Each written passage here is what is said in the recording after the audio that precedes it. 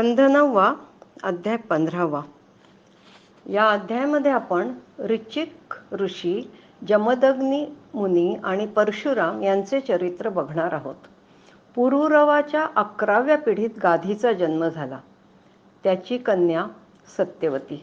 ऋचिक ऋषींनी तिला मागणी घातली तेव्हा गाधीने ऋचिकाकडे पांढऱ्या रंगाचे परंतु एकच कान काळा असलेले असे 1000 घोडे शुल्क रूपाने मागितले.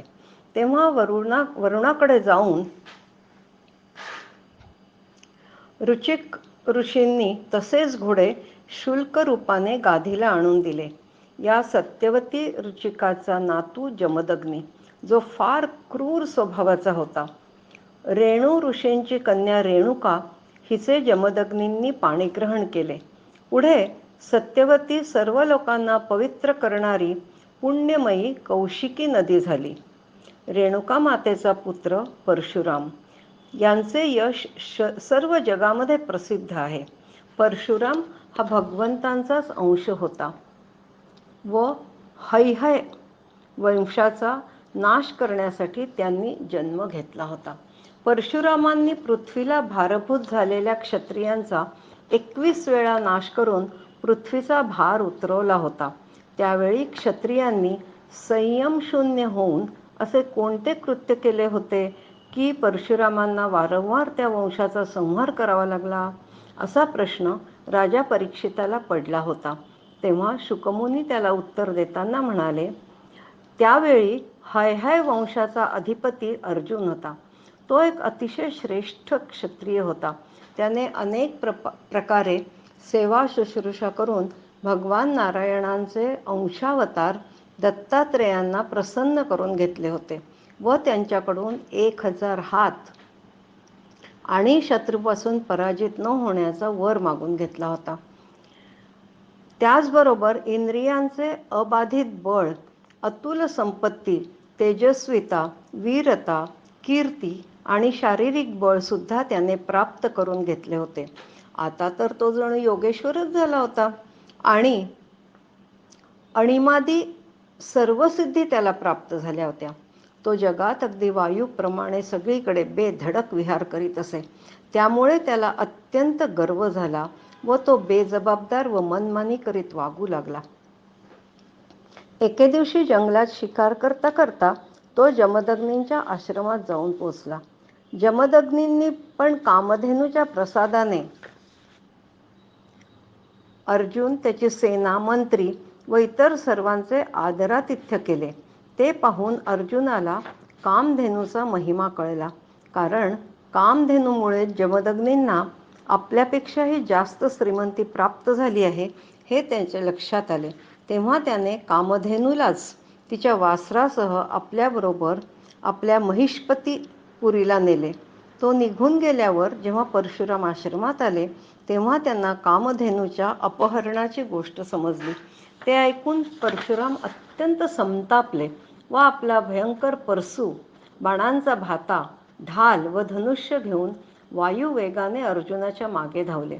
त्यावेळी त्यांनी शरीरावर काळे मृगचर्म धारण केले होते व त्यांच्या जटा सूर्यकिरणाप्रमाणे चमकत होत्या. त्यांना पाहताच हैहयापती अर्जुनाने 70 औक्षोहिणींची फौज पाठवली. भगवान परशुरामांनी ती सर्व फौज एकट्याने नष्ट करून टाकली. हे पाहून अर्जुन स्वतः त्यांच्याशी लढण्यासाठी आला व आपल्या 1000 हातांनी 500 धनुष्यांना बाण लावून परशुरामांसमोर सोडले. तर परशुरामांनी आपल्या एकाच बाणाने ते सर्व एकदम तोडून टाकले आणि अर्जुनाचे ते सर्व 1000 हातच तोडून टाकले. नंतर त्याचे उंच मस्तक पण धडापासून वेगळे केले. अर्जुनाच्या पराभवानंतर त्याचे सर्व पुत्र भिवून पळून गेले. परशुरामांनी कामधेनूला परत आपल्या आश्रमात आणून आपले पिता जमदग्नींच्या स्वाधीन केले. पण परशुरामाने देवमय अर्जुनाचा केलेला वध जमदग्नींना आवडला नाही. त्यांच्या मते क्षमाशीलता हाच ब्राह्मणांचा धर्म असतो व या गुणामुळेच ते पूजनीय आहेत. अगदी सर्वांचे पितामह ब्रह्मदेव सुद्धा क्षमेच्या बळावरच ब्रह्मपदाला प्राप्त झाले आहेत.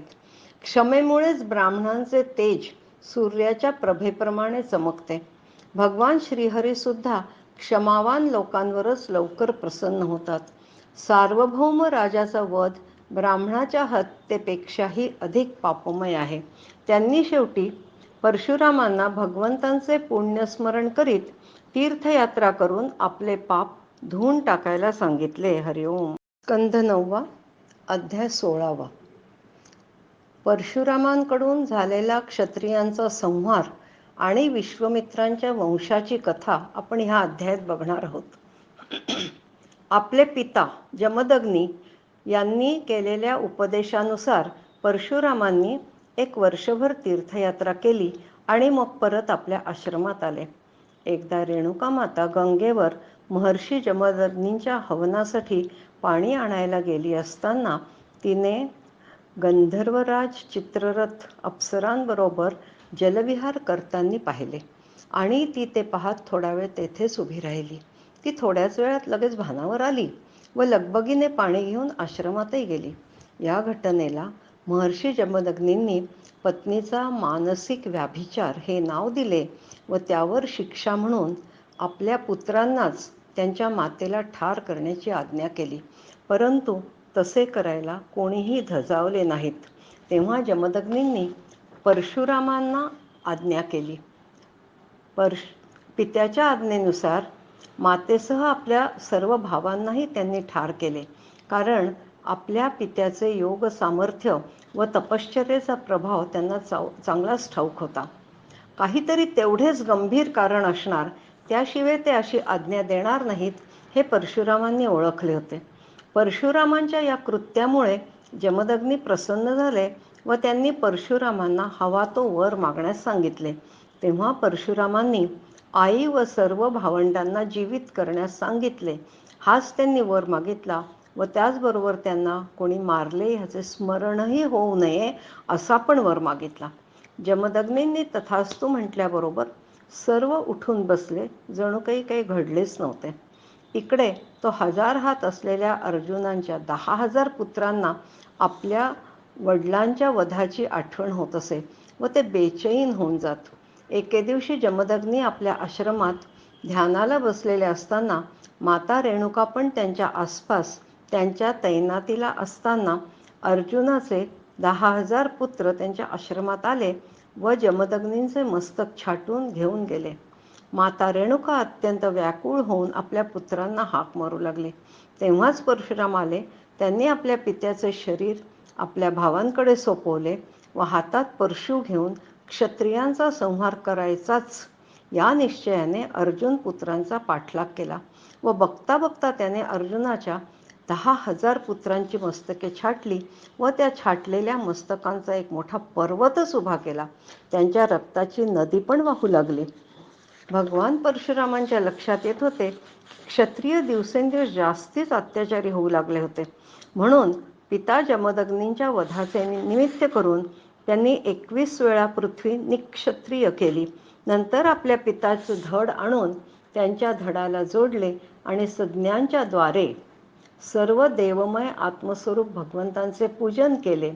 त्यानंतर यज्ञाचे सर्व विधी पूर्ण झाल्यावर शेवटचे स्नान करून सर्व पापांमधून परशुराम मुक्त झाले. त्यावेळी ते सूर्याप्रमाणे तेजस्वी दिसत होते. इकडे जमदग्नींना स्मृतिरूप शरीराची प्राप्ती झाली. तेव्हा परशुरामांनी त्यांचा सन्मान तर केलाच, पण देवांनी सुद्धा जमदग्नींना सप्तऋषींच्या मंडळात 7व्या ऋषींचे स्थान दिले. स्वयं भगवान परशुराम नंतरच्या मन्वंतरात सप्तऋषींच्या मंडळात सामील केल्या गेले. तेथे त्यांनी वेदांचा विस्तार केला. आज सुद्धा ते शांत चित्ताने महेंद्र पर्वतावर निवास करीत आहेत. सर्वशक्तिमान विश्वात्मा श्रीहरींनी अशा प्रकारे भृगुवंशामध्ये अवतार घेऊन पृथ्वीला भारभूत झालेल्या राजांचा अनेक वेळा निःपात केला. अग्नीप्रमाणे परमतेजस्वी असलेले विश्वामित्र गाधीचे पुत्र होते. त्यांनी आपल्या तपोबलाने क्षत्रियत्वाचा त्याग करून ब्रह्मतेज प्राप्त करून घेतले होते. त्यांना 100 पुत्र झाले होते. भृगुवंशी अजिगर्ताचा पुत्र शुनश्शेप याचा विश्वामित्रांनी पुत्र म्हणून स्वीकार केला होता. त्यांनी आपला ज्येष्ठ पुत्रच त्याला मानला होता. हाच पुत्र हरिश्चंद्राच्या यज्ञामध्ये रोहितने यज्ञपशु म्हणून विकत आणला होता. तेव्हा विश्वामित्रांनी त्याला प्रजापती, वरुण इत्यादी देवांची स्तुती करून पाशबंधनातून सोडवले होते. हरिओम. स्कंद 9 अध्याय 17. ह्या अध्यायात आपण थोडक्यामध्ये क्षत्रवृद्ध वगैरे राजांचे वर्णन बघणार आहोत. पुरुरव्याला आयु नावाचा पुत्र होता. या आयुला 4 पुत्र झाले. त्यातील क्षत्रवृद्धाच्या 3ऱ्या पिढीत शुनकाचा जन्म झाला. याच शुनकाचा पुत्र शौनक. ऋग्वेदीयांमध्ये श्रेष्ठ मुनिवर म्हणून जाणल्या गेला हा शौनक. क्षत्रवृद्धाच्या 2ऱ्या मुलाच्या 4थ्या पिढीत धन्वंतरीचा जन्म झाला. हाच आयुर्वेदाचा प्रवर्तक आहे. हा यज्ञाच्या भागाचा भोक्ता आणि वासुदेवांचे अंश आहे. याचे नुसते स्मरण केल्यानेच रोग दूर पळतात. धन्वंतरींच्या 4थ्या पिढीत द्युमान झाला. याचाच पुत्र अलर्क. या अलर्काशिवाय दुसऱ्या कोणत्याही राजाने 66,000 वर्षे तारुण्यावस्थेत राहून पृथ्वीचे राज्य उपभोगलेले नाही. अलर्काच्या 13व्या पिढीत अक्रियाचा जन्म झाला. अक्रियाच्या पत्नीपासून ब्राह्मण वंश चालू झाला. हरिओम. स्कंद 9 अध्याय 18. या अध्यायामध्ये आपण ययाती चरित्र बघणार आहोत. पुरुरवाचा नातू नहुष. नहुषाला 6 मुले होती. यती सर्वात श्रेष्ठ पुत्र होता. नहुष यालाच राज्याभिषेक करू इच्छित होता. पण यतीचे ठाम म्हणणे होते की जो राज्यकारभारात प्रवेश करतो तो आत्मस्वरूपाला विसरतो. म्हणून त्याने राज्याभिषेकाला स्पष्ट नकार दिला. एकदा नहुषाने इंद्रपत्नी शची हिच्याशी सहवास करण्याचा प्रयत्न केला. तेव्हा ब्राह्मणांनी त्याला अजगर बनवले व राजसिंहासनावर नहुषाचा 2य पुत्र ययाती याला बसवले. ययातीने आपल्या 4 लहान भावांना संयाती, आयती, वियती व कृती यांना 4 दिशांना नियुक्त केले व स्वतः पृथ्वीचे रक्षण करू लागला. ययातीने शुक्राचार्य यांची कन्या देवयानी व दैत्यराज वृषपर्व्याची कन्या शर्मिष्ठा यांच्याशी विवाह केला होता. ब्राह्मण शुक्राचार्य दानवांचे गुरु होते व देवयानी ही त्यांची कन्या होती. वृषपर्व क्षत्रिय होता व शर्मिष्ठा ही त्यांची कन्या होती. या दोघीजणी सख्या होत्या. एकदा शर्मिष्ठा आपल्या 1000 दासींसह व सखी देवयानीसह बागेतील सरोवरात विहार करण्यास गेली होती. त्यावेळी त्यांनी आपली वस्त्रे काढून काठावर ठेवली होती. त्याचवेळी भगवान शंकर पार्वती नंदीवर बसून तेथून जात होते. त्यांना पाहून सर्व कन्यका लज्जित झाल्या व वर येऊन घाईघाईने वस्त्रे परिधान करू लागल्या. त्या गडबडीत शर्मिष्ठाने चुकून देवयानीचे वस्त्र परिधान केले, जे देवयानीला अजिबात आवडले नाही व ती शर्मिष्ठाला अद्वा तद्वा बोलून खूप भांडू लागली. तेव्हा शर्मिष्ठाला पण तिचा खूप राग आला व तिने रागाने देवयानीच्या अंगावरील वस्त्र ओढून तिला एका विहिरीत ढकलून दिले. तेव्हा शिकारीला निघालेल्या ययाती राजाला तहान लागली म्हणून तो त्या विहिरीजवळ आला. तेव्हा त्याने विहिरीत पडलेल्या देवयानीला पाहिले. त्याने तिला वर काढले व आपल्या अंगावरील शाल तिला पांघरायला दिली. त्याच्या या कृत्यामुळे देवयानी त्याच्यावर भाळली व तिने ययातीला तिच्याशी लग्न करण्याची गळ घातली. ययातीनेही याला मान्यता दिली. नंतर देवयानी आपल्या वडिलांकडे म्हणजे शुक्राचार्यांकडे गेली व घडलेली सर्व घटना तिने रडत रडत त्यांना निवेदन केली. तेव्हा शुक्राचार्य देवयानीला घेऊन नगराच्या बाहेर जायला निघाले. इकडे ही घटना शर्मिष्ठाचे वडील राजा वृषपर्व याला जेव्हा कळली तेव्हा त्याला भीती वाटली की शुक्राचार्य त्याच्या शत्रू पक्षाला जाऊन मिळू शकतात. म्हणून त्यांनी शुक्राचार्यांना रस्त्यातच अडवले व त्यांना साष्टांग नमस्कार केला. तेव्हा शुक्राचार्य म्हणाले, वृषपर्वानेच देवयानीची इच्छा पूर्ण करण्यासाठी ययातीशी तिचे लग्न लावून द्यावे व शर्मिष्ठा तिच्या सख्यांसह दासीप्रमाणे देवयानीची सेवा करीत राहावी. या 2 गोष्टी मान्य असतील तरच मी वृषपर्वच्या राज्यात राहीन. वृषपर्वाला ते मान्य करावेच लागले व शर्मिष्ठा देवयानीची दासी झाली. जेव्हा देवयानी पुत्रवती झाली तेव्हा एकदा शर्मिष्ठाने ययातीला एकांतात सहवासाची मागणी केली. ययातीनेही ती मान्य केली. नंतर शर्मिष्ठाला द्रह्यू, अनु आणि पुरु असे 3 पुत्र झाले आणि देवयानीला यदु व तुर्वसु असे 2 पुत्र झाले. ययातीपासूनच शर्मिष्ठाला पुत्रप्राप्ती झाली आहे हे जेव्हा देवयानीला समजले तेव्हा ती रागाने पित्याकडे गेली. सर्व समजल्यावर शुक्राचार्यांनी ययातीची खूप निर्भत्सना केली व तुला मनुष्याला कुरूप करणारे वृद्धत्व येवो असा शाप दिला. ययातीने पश्चात्तापाने शुक्राचार्यांना उशाप मागितला. तेव्हा ते म्हणाले, जो कोणी आपले तारुण्य तुला उधार देईल व त्या बदल्यात तुझे वृद्धत्व घेईल त्याच वेळी हे शक्य होईल. तेव्हा ययातीने आपल्या सर्व पुत्रांना याबाबत विचारले पण कुणीही तयार होईना. शेवटी त्याचा सर्वात लहान, वयाने लहान पण गुणांनी श्रेष्ठ अशा पुरूने होकार दिला. कारण त्याला तेवढे आत्मज्ञान झाले होते की हे शरीर अनित्य आहे व पित्याच्या आज्ञेचे पालन करणे हेच उत्तम पुत्राचे कर्तव्य असते. राजा ययाती सुद्धा पुन्हा तरुण होऊन विषय सेवन करू लागला. तसा तर तो 7ही द्वीपांचा एकछत्री सम्राट होता. तो प्रजेचे पुत्रवत पालनही करीत होता. त्याने सर्व वेदांचे प्रतिपाद्य, सर्व देवस्वरूप, यज्ञपुरुष श्रीहरींचे पुष्कळ दक्षिणांनी युक्त अशा अनेक यज्ञांनी पूजन केले. कारण तो जाणून होता की परमात्मा सर्वांच्याच हृदयामध्ये विराजमान आहेत. त्यांचे स्वरूप सूक्ष्माहूनही सूक्ष्म आहे.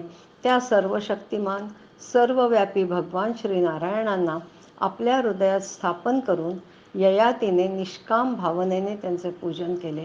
अशा प्रकारे हजारो वर्ष त्याने सर्व सुखे उपभोगली पण त्याच्या भोगांची तृप्ती काही केल्या होत नव्हती. पण एक दिवस अचानक त्याला आपला अधप्पात लक्षात आला व त्याला प्रचंड वैराग्य उत्पन्न झाले. हरिओम. स्कंद 9 अध्याय 19. जेव्हा ययातीला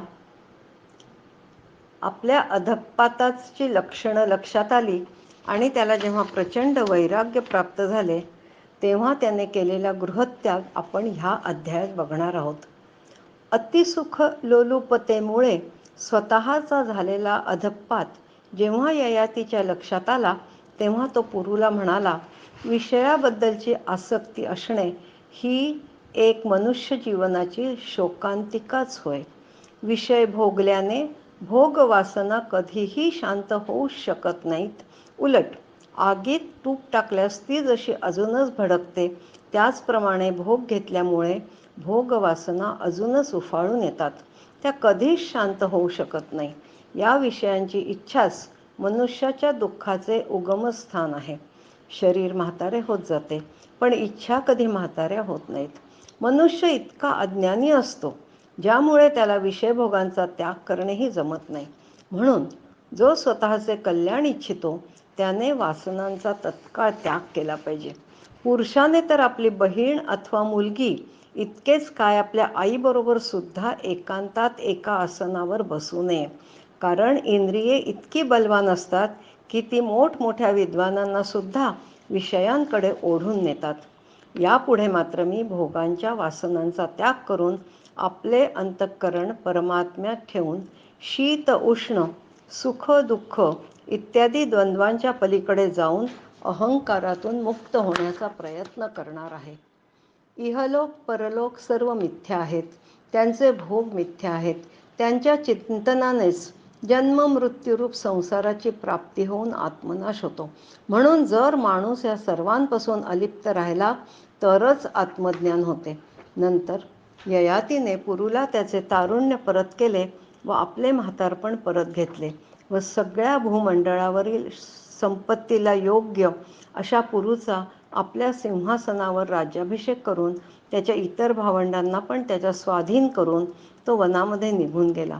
पुढे त्याला आत्मसाक्षात्कार झाला व त्याचे त्रिगुणमय लिंगशरीर नष्ट झाले व तो निर्मळ अशा परब्रह्म वासुदेवांमध्ये एकरूप झाला. नंतर देवयानीने सुद्धा सर्व पदार्थांच्या आसक्तींचा त्याग केला आणि आपले मन भगवान श्रीकृष्णांमध्ये तन्मय करून तल्लीन करून लिंग शरीराचा त्याग केला. हरिओम. स्कंद 9 अध्याय 20. पुरूचा वंश व पुरूच्याच वंशात झालेला परीक्षित राजाचा जन्म हे सगळे आपण बघणारच आहोत. शिवाय राजा दुष्यंत आणि भरताच्या चरित्राचे वर्णन आपण ह्या अध्यायात बघणार आहोत. ययाती पुत्र पुरूच्या वंशातच परीक्षित राजाचा जन्म झालेला आहे असे श्री शुकमुनींनी परीक्षित राजाला सांगितले. ते पुढे म्हणाले, या वंशातील बरेचसे वंशज राजर्षी व ब्रह्मर्षी सुद्धा झाले आहेत. पुरूच्या पुढच्या 14व्या वंशात कण्वांचा जन्म झाला व 15व्या पिढीमध्ये दुष्यंताचा. एकदा राजा दुष्यंत शिकारीसाठी काही सैनिकांसह वनात गेला असताना तो अचानक कण्व मुनींच्या आश्रमात जाऊन पोचला. तिथे एक सौंदर्यवती युवती त्याला दिसली. तिला पाहिल्याबरोबर दुष्यंत तिच्या प्रेमातच पडला व त्याने तिची चौकशी केली. तेव्हा त्याला समजले की ती क्षत्रिय वंशी विश्वामित्र व अप्सरा मेनका यांची कन्या असून तिच्या जन्मानंतर मेनकेने तिला कण्व मुनींच्या आश्रमात आणून सोडले होते व कण्वांनी तिचा मुलीप्रमाणे सांभाळ केला होता. तिचे नाव शकुंतला. हे सर्व ऐकल्यावर राजा दुष्यंताने तिला लग्नाची मागणी घातली व तीही तयार झाली. देश काल आणि शास्त्र जाणणाऱ्या दुष्यंताने गांधर्व विधींनी धर्मानुसार विवाह केला. नंतर काही दिवसांनी तो राज्यकारभाराकडे लक्ष देण्यासाठी तिथून निघून आपल्या राज्यात परतला. इकडे शकुंतलेला योग्य समयी पुत्रप्राप्ती झाली. त्याचे नाव भरत. कण्व मुनींनीच त्याचे जातकर्मादी संस्कार केले. तो बालक भरत अत्यंत साहसी व ताकदवार होता. तो सिंहांनाही बळजबरी बांधून त्यांच्याशी खेळत असे. हा मुलगा भरत प्रत्यक्ष भगवंतांचाच अंशावतार होता. आपल्या पराक्रमी मुलाला घेऊन काही वर्षांनी शकुंतला राजा दुष्यंतांकडे गेली. तेव्हापर्यंत तो राजा दुष्यंत तिला विसरला सुद्धा होता. तो काही केल्या तिचा स्वीकार करायला तयारच होत नव्हता. तेव्हा आकाशवाणी झाली की भरत तुझाच पुत्र आहे. तू शकुंतलाचा पण त्याग करू नको. तू त्या दोघांनाही भरणपोषण होईल अशी व्यवस्था कर. वंशाची वृद्धी करणारा पुत्र पित्याला नरकात जाण्यापासून वाचवितो. दुष्यंताच्या मृत्यूनंतर भरताचा राज्याभिषेक झाला. नंतर तो एक चक्रवर्ती सम्राट झाला. आज सुद्धा त्याची थोरवी गायल्या जाते. त्याच्या उजव्या हातावर चक्राचे चिन्ह होते व पायांवर कमलपुष्पाचे. हा एक अत्यंत शक्तिशाली राजा होता. त्याने गंगा तीरावर 55 व यमुना तीरावर 78 असे एकूण 133 अश्वमेध यज्ञ केले होते. त्याने सर्वच यज्ञांमध्ये अपार धन दान केले. शेवटी त्याने आत्मज्ञानाने मायेवर विजय मिळवून श्रीहरींना प्राप्त करून घेतले.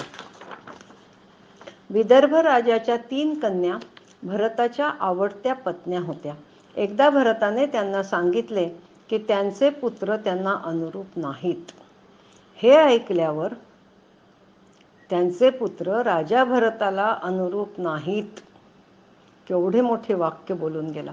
हे ऐकल्यावर राजा आपला ह्या कारणास्तव त्याग पण करू शकतो या धाकाने सर्व राण्यांनी आपल्या पुत्रांनाच मारून टाकले. पण त्यामुळे तर भरताचा वंशच खंडित झाला. म्हणून त्याने मरुत्स्तोम नावाचा यज्ञ केला. तेव्हा त्याला जो पुत्र मिळाला तो भारद्वाज. खरं तर हा यज्ञातून मिळालेला मुलगा म्हणजे त्याचा दत्तक पुत्रच होता. भारद्वाजाचे दुसरे नाव होते वितत. हरिओम. स्कंद 9 अध्याय 21. भरतवंशाचे वर्णन आपण या अध्यायात बघणार आहोत. तसेच राजा रंतीदेव यांची पण कथा बघणार आहोत. भरद्वाजाच्या 4थ्या पिढीत रंतीदेवाचा जन्म झाला. त्याचे निर्मल यश या लोकात व परलोकातही गायले जाईल, असे श्री शुकमुनींनी राजा परीक्षिताला सांगितले. त्याच रंतीदेवांची ही कथा. असेल माझा हरी तर देईल खाटल्यावरी, अशी रंतीदेवांची धारणा होती. त्यामुळे काहीही काम उद्योग न करता आकाशाप्रमाणेच दैवयोगाने जे प्राप्त होईल त्याचा उपभोग घेत रंतीदेव दिवस व्यतीत करीत असे. त्यामुळे हळूहळू त्याची संपत्ती पुंजी कमी होऊ लागली. कित्येकदा तर स्वतः उपाशी राहूनही जे काही मिळेल ते पण तो इतरांना वाटून टाकत असे. दारिद्र्यात राहावे लागले तरी तो आपल्या मतांशी ठाम होता. एकदा तर 48 दिवस त्याला व त्याच्या कुटुंबियांना पाणी सुद्धा पिण्यास मिळू शकले नाही. 49व्या दिवशी सकाळी त्यांना थोडे तूप, खीर, हलवा आणि पाणी मिळाले. सर्व कुटुंबाने जेवणाची तयारी केली. तेवढ्यात एक ब्राह्मण अतिथी तेथे आला. त्याला रंतीदेवाने पोटभर खाऊ घातलं. कारण ब्राह्मणास भोजन देण्याने भगवंत खुश होतात हे त्याला ठाऊक होते. त्याला फक्त ब्राह्मणातच नाही तर सर्वच लोकांमध्ये भगवंतांचेच दर्शन होत असे. तो ब्राह्मण जेवून तृप्त होऊन गेल्यावर उरलेले अन्न वाटून घेऊन त्यांनी भोजनाची तयारी केली. तर एक क्षुद्र अतिथी आला. तेव्हा त्यालाही त्या उरलेल्या अन्नातील काही भाग त्यांनी खाऊ घातला. तो शूद्र गेल्यावर आणखी एक अतिथी आला व त्याच्याबरोबर त्याचे कुत्रे पण आले. त्यांनी अन्न देण्याची विनंती केली तर रंतीदेवांनी उरले सुरले अन्न तो माणूस व त्याचे कुत्रे यांना आदरपूर्वक देऊन टाकले व त्यांना नमस्कार पण केला. आता घरी फक्त पाणीच उरले होते. ते पाणी सर्व कुटुंबीय आपापसात वाटून घेणार एवढ्यात एक चांडाळ येऊन उपस्थित झाला व त्याने पाणी प्यायला मागितले. रंतीदेवांना कणव आली व त्यांनी त्या तहानलेल्या चांडाळाला उरलेले पाणी पण देऊन टाकले. रंतीदेवांचे हृदय दयेने भरून आले व ते फक्त एवढेच म्हणाले, 8 सिद्धी किंवा परमगती किंवा मोक्ष मी भगवंतांकडून इच्छित नाही. मी फक्त एवढीच इच्छा करतो की सर्व प्राण्यांच्या हृदयात राहून त्यांचे दुःख मीच सहन करीत राहावे, जेणेकरून त्यांचे दुःख नाहीसे होईल. इतरांची भूक व तृष्णा शंभिल्यामुळे माझी तहान भूक, शरीराचा अशक्तपणा, दीनता, ग्लानी, शोक, विषाद आणि मोह हे सर्वच नाहीसेच होते ना. वास्तविक त्या दिवशी त्याच्याकडे जितके अतिथी आले ते सर्व भगवंतांनी रचलेल्या मायेचीच वेगवेगळी रूपे होती. त्यांची परीक्षा पूर्ण झाल्यावर आपल्या भक्ताची अभिलाषा पूर्ण करणारे त्रिभुवनाचे स्वामी ब्रह्मदेव, विष्णू व महेश असे तिघेही जण त्याच्यासमोर प्रगट झाले. रंतीदेवाने भक्तिभावाने आपले मन भगवान वासुदेवांमध्ये तन्मय केले. त्यामुळे त्याची त्रिगुणामय माया पूर्णपणे नाहीशी झाली. त्याचे कुटुंबीयही त्याच्या संगतीच्या प्रभावाने भगवन्मय योगी झाले. भरद्वाजाचा दुसरा मुलगा गर्ग. या गर्गच्या 14व्या पिढीत नीपचा जन्म झाला. याच नीपाने शुककन्या कृत्वी हिच्याशी विवाह केला. त्यांचा पुत्र ब्रह्मदत्त हा एक योगीच होता. याचा मुलगा विशक्सेन याने जैगिष्व्याच्या उपदेशानुसार योगशास्त्राची रचना केली.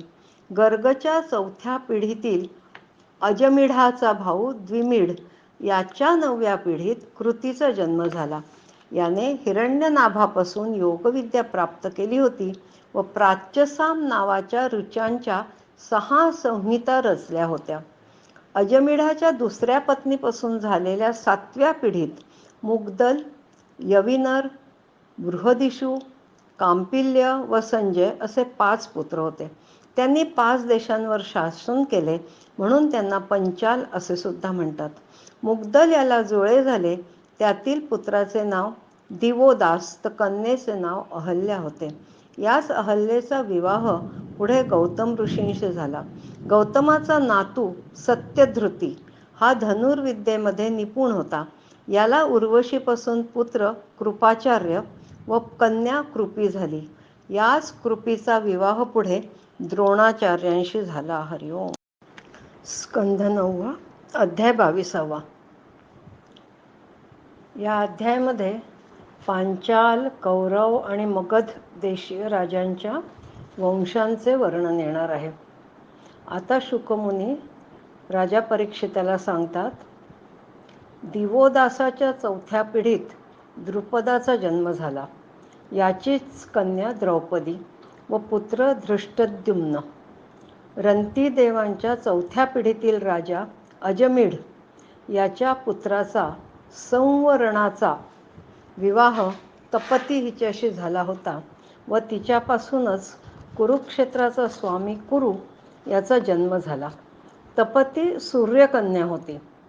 कुरुला पुढे 4 पुत्र झाले. कुरुच्या 5व्या पिढीत बृहद्रथाचा जन्म झाला. बृहद्रथाला पहिल्या पत्नीपासून 5 पुत्र झाले, पण दुसऱ्या पत्नीच्या गर्भातून एका शरीराचे 2 उभे तुकडे उत्पन्न झाले. तेव्हा रागाने तिने ते बाहेर फेकून दिले. त्याचवेळी जरा नावाची राक्षसी बाहेरून जात असताना तिने ते पाहिले व खेळता खेळता ते 2 तुकडे जोडले, तर त्यातून एक बालक उत्पन्न झाला. म्हणून त्याचे नाव जरासंध पडले. कुरुचा दुसरा पुत्र जन्हू, त्याच्या 10व्या पिढीत दिलीपचा जन्म झाला. या दिलीपचा नातू शंतनू. शंतनूला अशी विद्या प्राप्त होती की तो ज्या वृद्धाला हात लावील किंवा स्पर्श करील तो तरुण होऊन जात असे. शंतनूपासून गंगेला नैष्टिक ब्रह्मचारी भीष्म हा पुत्र झाला. तो परमज्ञानी तर होताच, शिवाय भगवंतांच्या असीम भक्तीमध्ये तो लीन होता व धर्माची जाण असणाऱ्यात अग्रस्थानी भीष्म होता. भीष्मांचे गुरु परशुराम होते.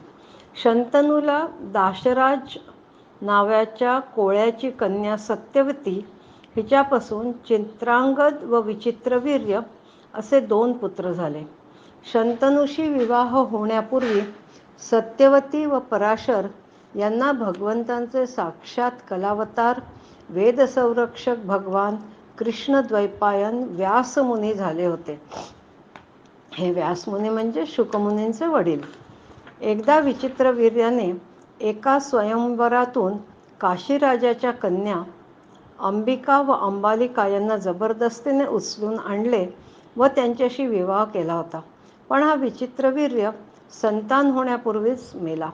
तेव्हा व्यासमुनींच्या मातेने सत्यवतीने आपला वंश चालू राहावा म्हणून व्यासांना त्यांच्याकडून पुत्रप्राप्ती करून घेण्याची आज्ञा दिली. तेव्हा धृतराष्ट्र व पांडू अशा 2 पुत्रांचा जन्म झाला. धृतराष्ट्राची पत्नी गांधारी हिला 100 पुत्र व 1 कन्या झाली. पण पांडू स्त्री सहवासच करू शकत नव्हता. याला 2 पत्नी होत्या, कुंती आणि माद्री. कुंतीने अनुक्रमे यमधर्म, वायू आणि इंद्र यांच्याकडून युधिष्ठिर, भीमसेन आणि अर्जुन असे पुत्र प्राप्त करून घेतले होते व पांडूच्या दुसऱ्या पत्नीसाठीही तिने अश्विनी कुमारांकडून नकुल व सहदेव यांना प्राप्त केले होते. हे सर्वच पुत्र महारथी होते. अर्जुनाचा मुलगा अभिमन्यू, अभिमन्यूची पत्नी उत्तरा व या दोघांचा पुत्र म्हणजेच राजा परीक्षित, ज्याला आता शुकमुनी भागवत सांगत आहेत. महाभारताच्या युद्धात जेव्हा कुरुवंश पूर्णपणे नष्ट झाला होता तेव्हा अश्वत्थामाने जो द्रोणाचार्यांचा पुत्र होता त्याने ब्रह्मास्त्र सोडले होते, ज्यात सर्वच जळून खाक झाले होते. पण श्रीकृष्णांनी स्वयं त्यावेळी उत्तरेच्या गर्भातील अभिमन्यूला वाचवले आणि परीक्षिताचा जन्म झाला. परीक्षिताला पुढे 4 पराक्रमी पुत्र झाले. इथे परीक्षित प्रत्यक्ष शुकमुनींच्या पुढ्यात बसला होता व त्याला 7व्या दिवशी तक्षक नाग चावेल व त्याचा मृत्यू होईल हे शुकमुनींना व परीक्षितालाही ठाऊक होते. म्हणून परीक्षित प्रायोपशेणाला बसला होता. प्रायोपशेण म्हणजे काहीही अन्न किंवा पाणी वर्ज्य. शुकमुनी म्हणाले, परीक्षिता, हा सोमवंशाचा पूर्ण इतिहास मी तुला आता सांगितला, पण हा वंश कलियुगात राजा क्षेमकाबरोबरच समाप्त होईल. ते पुढे असंही म्हणाले की हे परीक्षिता, तुझा पुत्र जनमेजय याला जेव्हा कळेल की तुझा मृत्यू तक्षकाच्या डसण्याने झाला आहे, तेव्हा तो सर्पयज्ञ करून क्रोधाने अग्निकुंडात सर्पांचे हवन करील. नंतर कावशेय तुराची पुरोहित म्हणून नेमणूक करून अश्वमेध यज्ञ करेल व सर्व पृथ्वीवर विजय प्राप्त करून यज्ञांच्या द्वारा भगवंतांची आराधना करील. या जनमेजयाचा पुत्र शतानिक हा याज्ञवल्क ऋषींपासून वेदांचे आणि कर्मकांडांचे, कृपाचार्याकडून अस्त्रविद्येचे आणि शौनकाकडून आत्मज्ञान संपादन करून परमात्म्याची प्राप्ती करून घेईल. हे परीक्षिता, तुझ्या 6व्या पिढीत नेमिचक्रचा जन्म होईल. जेव्हा हस्तिनापूर गंगा नदीत वाहून जाईल तेव्हा सोमवंश इथे समाप्त होईल. पुढे शुकमुनी मगध देशाच्या राजांचे वर्णन सांगू लागले. ते म्हणाले, सहदेवाचा वंश पुढील 21 पिढ्यापर्यंत चालेल. हे सर्व बृहद्र वंशाचे राजे होतील. यांचा शासनकाल 1000 वर्षांचा असेल. हरिओम. स्कंद 9 अध्याय 23. अनु, द्रह्यू, तर्वसू आणि यदू या वंशांचे वर्णन आता ह्या अध्यायात येणार आहे. श्री शुकमुनी राजा परीक्षिताला सांगतात, राजा बलीची पत्नी दीर्घतमा हिला अंग, वंग, कलिंग, सुहिम, पुंड्रू व अंध्र असे 6 पुत्र झाले. अंगच्या पुढील 4थ्या पिढीत चित्ररथाचा जन्म झाला. राजा दशरथाचा हा मित्र होता. दशरथाने आपली कन्या शांता हिला चित्ररथाकडे दत्तक दिले होते. शांताचा विवाह पुढे वृषशृंग मुनींबरोबर झाला. वृषशृंग मुनींनी एकदा इंद्रदेवतेला उद्देशून यज्ञ केला आणि तेव्हा चित्ररथाला चतुरंग नावाचा पुत्र झाला आणि त्यानंतर कित्येक वर्ष राज्यात पाऊसच पडला नव्हता. तोही पडला. याचे पाहून दशरथाने सुद्धा इंद्रदेवतेला प्रसन्न करण्यासाठी यज्ञ केला व 4 पुत्र प्राप्त करून घेतले. चित्ररथाच्या 5व्या पिढीत जयद्रथाचा जन्म झाला. जयद्रथाच्या 5व्या पिढीत अधिरथाचा जन्म झाला. याला संतान नव्हते. एकदा हा अधिरथ गंगा तटाकी विहार करीत असताना त्याला एका पेटीत एक बालक दिसला. कुणीतरी त्या बालकाला पेटीत ठेवून नदीत सोडून दिलेले होते.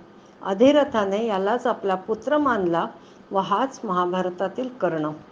कर्णाचा पुत्र वृषसेन होता. ययातीचा ज्येष्ठ पुत्र यदू याच्या वंशाचे वर्णन आता शुकमुनी करतात. यदुवंश परमपवित्र आणि मनुष्याची सर्व पापे नाहीशी करणारा आहे. स्वयं भगवान परमात्मा श्रीकृष्णांनी मनुष्याच्या रूपाने यदू अवतार घेतला होता. यदूच्या 12व्या पिढीत अर्जुनाचा जन्म झाला. हा 7ही द्वीपांचा एकछत्री सम्राट होता. याने भगवंतांचे अवतार श्री दत्तात्रेय यांच्याकडून योगविद्या व सिद्धी प्राप्त करून घेतली होती. पृथ्वीवरील कोणताही सम्राट यज्ञ, दान, तपश्चर्या, योग, शास्त्रज्ञान, पराक्रम, विजय इत्यादी गुणांच्या बाबतीत अर्जुनाची मुळीच बरोबरी करू शकणार नाही. या अर्जुनाने पुढे 85,000 वर्षेपर्यंत राज्याचा उपभोग घेतला. याच्या शरीरातील बळ कधीही कमी झाले नाही. असे म्हणतात की यदूचे स्मरण करताच हरवलेले धनही परत मिळते.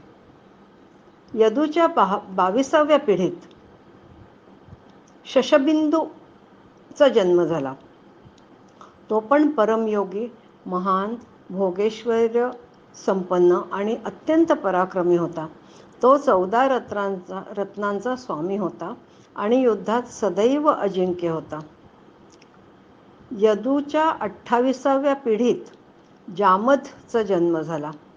एकदा त्याने शत्रूच्या घरून शैव्या नावाची सुंदरी पळवून आणली व तिचे लग्न आपल्या पुत्राशी लावून दिले. हा जामद व शौया यांचा पुत्र म्हणजेच विदर्भ. हरिओम. स्कंध 9 अध्याय 24. मागील स्कंधात आपण विदर्भाचा जन्म कसा झाला ते पाहिलं. आता या विदर्भाच्या वंशाचे वर्णन बघणार आहोत. श्री शुकमुनी आता राजा परीक्षिताला सांगू लागले की राजा विदर्भाच्या 3 पुत्रांपैकी रोमपाद हा पुत्र कुलदीपक होता. ह्या रोमपादच्या 5व्या पिढीत चेदीचा जन्म झाला. या चेदी वंशातच शिशुपाल इत्यादी राजे झाले. रोमपादच्या 22व्या पिढीत बभ्रू आणि देवावृद्ध यांचा जन्म झाला. बभ्रू हा मनुष्यांमध्ये श्रेष्ठ आहे आणि देवावृद्ध देवांच्या समान आहे. कारण बभ्रू आणि देवावृद्धकडून उपदेश घेऊन 14,065 माणसांनी परमपद प्राप्त करून घेतलेले आहे. रोमपादच्या 20व्या पिढीत राजा महाभोज मोठा धर्मात्मा राजा होऊन गेला. त्याच्याच वंशात भोजवंशी यादव आले. याच्याच वंशात पुढे उग्रसेन राजाचे आगमन झाले. या उग्रसेनाचाच पुत्र कंस व देवकी त्याची कन्या. वसुदेव उग्रसेनाचा जावई व भगवान श्रीकृष्णांचे पिता. असे म्हणतात की वासुदेवांच्या म्हणजे कृष्णांच्या जन्माच्या वेळी देवतांचे नगारे व नौबती आपोआपच वाजू लागल्या होत्या. वसुदेवांचे वडील शूरसेन यांचा कुंतीभोज नावाचा मित्र होता. तो निपुत्रिक होता, म्हणून शूरसेनाने आपली प्रथा नावाची कन्या त्याला दत्तक दिली, म्हणून तिचे नाव कुंती, जी श्रीकृष्णांची आत्या होती. कुंतीने दुर्वास ऋषींना प्रसन्न करून घेऊन त्यांच्याकडून देवतांना बोलावण्याची विद्या प्राप्त करून घेतली होती. एके दिवशी त्या विद्येच्या प्रभावाची परीक्षा घेण्यासाठी तिने पवित्र होऊन सूर्यमंत्राने सूर्याचे आवाहन केले. त्याआधी तिने स्वतःला पवित्र केले होते. ज्या क्षणी सूर्यदेव तेथे आले तेव्हा त्यांना पाहून कुंतीचे हृदय आश्चर्याने भरून गेले. तिने आपल्या चुकीच्या हेतूसाठी सूर्यदेवांची क्षमा मागितली व त्यांना परत जायला सांगितले. पण सूर्यदेव म्हणाले की त्यांचे दर्शन निष्फळ होऊ शकत नाही, म्हणून आता तिला त्यांच्यापासून पुत्र होईलच. पण तिची निष्पापता पाहून त्यांनी तिचे कौमार्य नष्ट होऊ देणार नाही असे आश्वासन पण दिले. नंतर कुंतीला सूर्यासारखा तेजस्वी पुत्र झाला. ज्याने जन्मतःच कवचकुंडले धारण केली होती, तोच हा महाभारतातला कर्ण. पण जननिंदेच्या भीतीने जड अंतःकरणाने तिने या बालकाला नदीच्या प्रवाहात सोडून दिले. हाच पुढे अधिरसाला सापडला, जे आपण मागील अध्यायात पाहिलं, व अधिरथाचा पुत्र हा म्हणवला गेला आणि त्याचं नाव कर्ण. पुढे कुंतीचा विवाह परीक्षिताचे आजोबा पराक्रमी राजा पांडू यांच्याशी झाला. वसुदेवांची एक बहीण होती, म्हणजे कृष्णेची आत्या. एक बहीण होती, तिचं नाव श्रुतदेवा. हिचा विवाह करुष देशाचा राजा वृद्धशर्मा याच्याशी झाला. हा वृद्धशर्माच पूर्वजन्मी सनकादी ऋषींच्या शापामुळे हिरण्याक्ष झाला होता. वसुदेवांची दुसरी बहीण होती श्रुतकीर्ती. हिचा विवाह केकेय देशाचा राजा धृष्टकेतू याच्याशी झाला होता. यांना 5 कैकेय कुमार झाले. वसुदेवांची तिसरी बहीण राजाधिदेवी. हिचा विवाह जयसेना याच्याशी झाला. वसुदेवांची चौथी बहीण श्रुतश्रवा. हिचा विवाह चेदीराज दमघोष याच्याशी झाला. यांचाच पुत्र शिशुपाल. वसुदेवांना 7 पत्न्या होत्या. वसुदेवांना 7 पत्न्या होत्या. त्यात देवकी मुख्य होती. या दोघांना 8 पुत्र झाले. 8वा पुत्र म्हणजे स्वयं श्री भगवान होते. जगात जेव्हा जेव्हा धर्माचा ऱ्हास होतो व पापाची वृद्धी होते, तेव्हा तेव्हा सर्व शक्तिमान भगवान श्रीहरी अवतार ग्रहण करतात. भगवान सर्वांचे साक्षी असे आत्माच आहेत. त्यांच्या आत्मस्वरूपिणी योगमाये व्यतिरिक्त त्यांच्या जन्माचे किंवा कर्माचे कोणतेही कारण नसते. त्यांच्या मायेचा विलासच जीवांचा जन्म, स्थिती आणि मृत्यूला कारणीभूत असतात. त्यांची कृपाच मायेचा निरास करून आत्मस्वरूप प्राप्त करून देणारी आहे. जेव्हा असुरी प्रवृत्ती पृथ्वीला पीडा देण्यास सुरुवात करत होती, तेव्हा पृथ्वीवरील भार उतरवण्यासाठी भगवान मधुसूदन बलरामांसह अवतीर्ण झाले व त्यांनी कल्पनेपलीकडील मोठमोठी कार्य केली. याचबरोबर कलियुगात जन्म घेणाऱ्या भक्तांवर अनुग्रह करण्यासाठी भगवंतांनी आपल्या भक्तांचे दुःख, शोक आणि अज्ञान नाहीसे करण्याचा पवित्र यशाचा विस्तार केला. त्यांचे यश लोकांना पवित्र करणारे श्रेष्ठ तीर्थ आहे. संतांच्या कानांसाठीही ते साक्षात अमृतच असते. त्यांचे वचन ऐकणाऱ्यांच्या कर्मांच्या वासना समूळ नष्ट होतात. भगवंतांचे प्रेमळ हास्य, मधुर अंतःकरण, प्रसादपूर्ण वचन आणि पराक्रमपूर्ण लीलांच्या द्वारा सर्व लोकाला आनंद विभोर केले होते. भगवान गोकुळामध्ये लहानाचे मोठे झाले, पण त्यांनी मथुरेमध्ये वसुदेवांच्या घरी ते अवतीर्ण होऊन जन्म घेतला होता. त्यांनी अनेक शत्रूंचा संहार केला. लोकांमध्ये आपल्या स्वरूपाचा साक्षात्कार करून देणाऱ्या वेदांची लोकात स्थापना करण्यासाठी अनेक यज्ञ करून स्वतःचे पूजन केले. त्यांनी कौरव पांडव यांच्यात आपापसात उत्पन्न झालेल्या कलहातून पृथ्वीवरील पुष्कळसा भार हलका केला होता. या सर्वात त्यांना वसुदेवांची दुसरी पत्नी रोहिणी, हिचा पुत्र बलराम याची साथ होती. श्रीकृष्णांनी सरतेशेवटी उद्धवाला आत्मतत्वाचा उपदेश केला व मग ते निजधामाला गेले. हरिओम.